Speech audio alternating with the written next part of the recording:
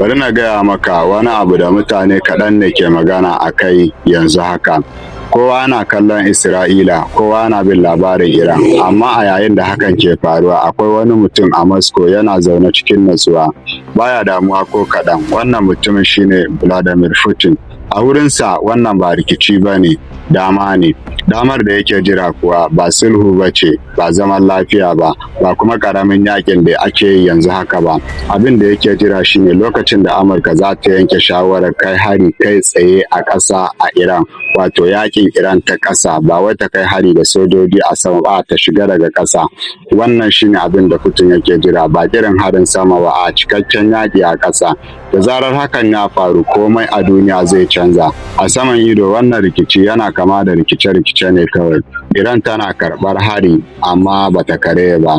Isra'ila tana ƙara matsalan ba. Amurka tana tsaye a gefe.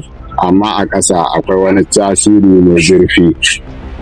Har yanzu Amurka tana da damar janyewa, za ta iya cewa ta cimma burinta ta ja da baya, amma idan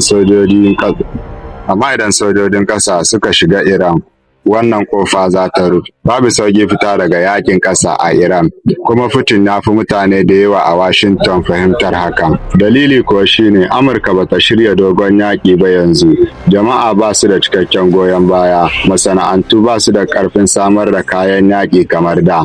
Mutane da yawa ba sa son shiga yaƙi mai tsawo. Tarihi ya nuna idan ƙasa ta shiga yaƙi ba tare da goyon bayan jama'a ba, sakamakon baya yin kyau. A gefe guda ga Iran.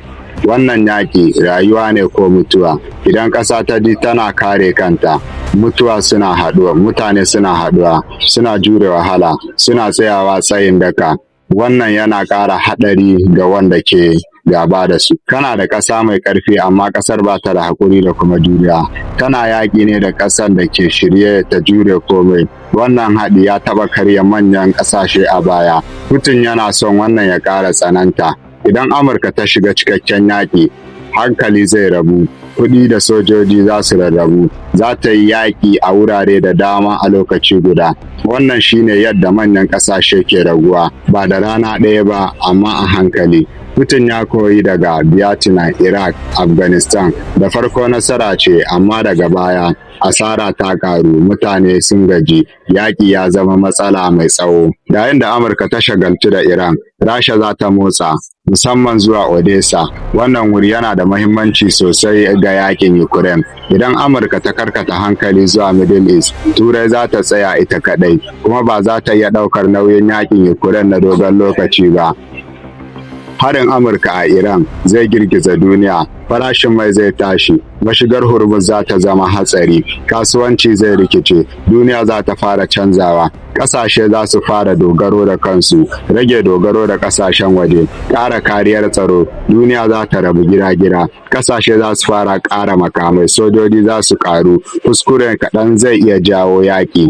A wurin Putin wannan duk yana da amfani, domin yana rage ƙarfin tsarin duniya da ke takaita Rasha. Baya buƙatar ya yi komai, abin da yake yi kawai jira, domin yana fatan Amurka za ta yi wannan kuskure.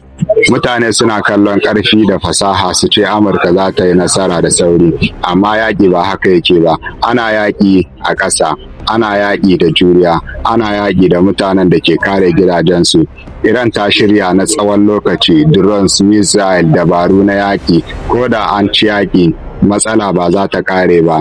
Wannan ba rikici ne na bazata ba, wani tarko ne da aka gina a hankali. Har yanzu Amurka na da damar kaucewa wannan kuskure, amma kowane mataki na ƙara matsa mata.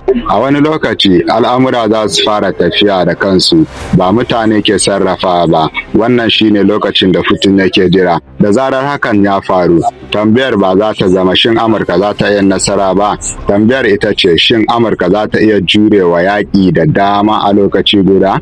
Manyan ƙasashe ba sa faɗuwa a rana ɗaya, suna raguwa ne a hankali. Tambaya ita ce shin akwai wanda ya lura da wannan kafin lokaci ya ƙure?